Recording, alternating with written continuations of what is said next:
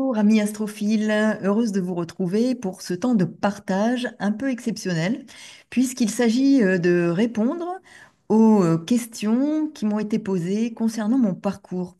Plusieurs mails, plusieurs personnes ont souhaité en connaître un peu plus sur mon parcours. Alors, je pense que j'en avais parlé dans les débuts de la création de ma chaîne, donc en octobre 2018, peut-être un peu après. Mais les questions qui me parviennent font que il me semble que je vais devoir en dire un peu plus. Donc, alors, d'abord, je dirais que quand j'avais 14-15 ans, j'ai commencé à m'intéresser beaucoup à l'ésotérisme. Je lisais des ouvrages ésotériques, des ouvrages sur l'hermétisme. Je m'intéressais à l'alchimie. J'ai commencé à m'intéresser à l'astrologie 2, 3 ans après, mais d'abord, je m'intéressais à la lecture des livres de Charoux, du monde inconnu, des mondes parallèles, tout ce qui était alchimique. Bon. Et au fur et à mesure, j'ai développé un intérêt pour l'astrologie. Donc j'ai commencé à lire les ouvrages, je dirais, de base. Et j'ai poursuivi au fur et à mesure, voilà, à partir de lectures. Puis j'ai entrepris des études de psychologie. Donc j'ai un DESS de psychologie clinique et pathologique que j'ai obtenu donc à Paris-Sorbonne. À l'époque, on appelait ça un DESS. Aujourd'hui, c'est un Master 2. J'ai obtenu aussi un diplôme universitaire en psychosomatique et psychanalyse.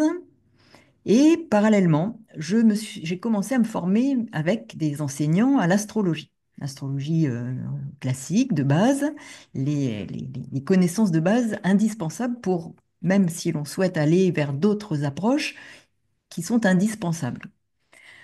Puis j'ai continué avec toujours la psychologie jusqu'à donc à finir mes études. J'ai aussi fait une année de formation au centre donc à l'hôpital Charles-Foix d'Ivry dans une équipe du CNRS pour tout ce qui relève des neurosciences, de l'imagerie médicale, des pathologies neurodégénératives, dont l'Alzheimer.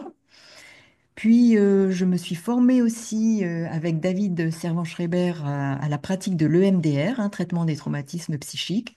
Et toujours, parallèlement, je me formais à l'astrologie, astrologie conditionnaliste, avec Bernard Blanchet, et donc son école, il développait en tout cas la transmission de cette approche astrologique.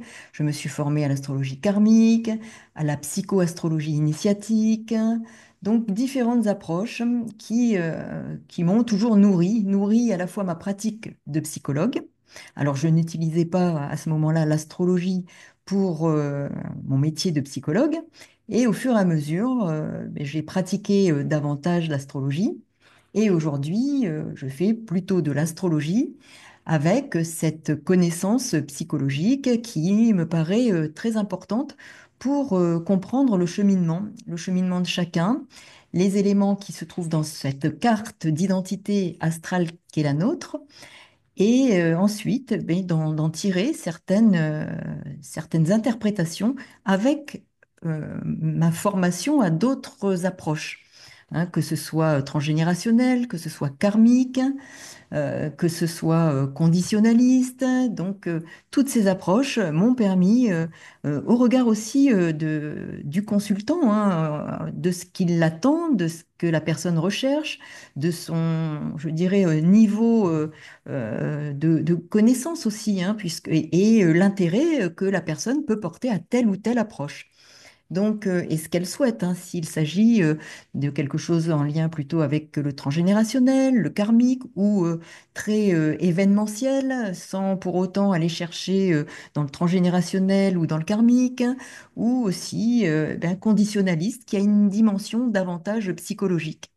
Donc, toutes ces approches peuvent à la fois converger et permettre de donner, je dirais, un sens au symbole, une signification à toute cette symbolique qui peut nous apporter des éléments de compréhension sur notre plan d'incarnation.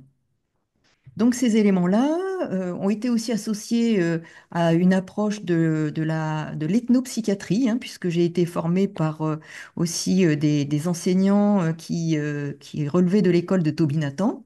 Donc toute la dimension ethnopsychiatrique, hein, comprendre ce qui se passe en fonction de la culture aussi, comment on peut interpréter certains phénomènes, certains symptômes en perspective et au regard de la culture de chacun, sans qu'il s'agisse de croyances, hein, puisqu'il y aurait quelque chose de péjoratif, mais comme vraiment la culture dont on est imprégné chacun et qui peut donner une signification, un sens particulier à ce que nous vivons en termes de symptomatique.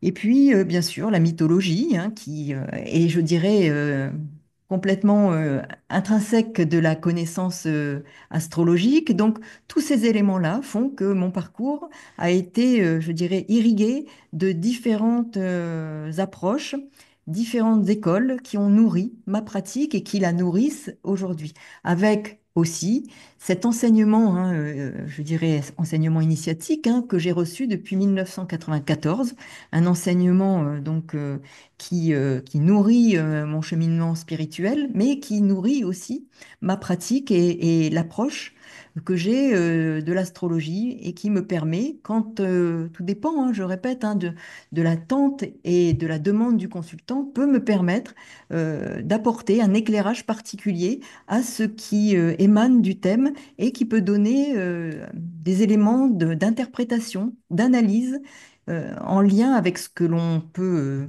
décrypter du thème et qui peut nous donner des éléments d'explication du plan d'incarnation qui est celui du consultant. Voilà pour les grandes lignes, hein. Donc, ça vous donne peut-être un aperçu complémentaire de ce que, voilà, de ce qu'est mon parcours. Bien entendu, bon, je rentre pas dans le détail, mais vous avez les grandes lignes.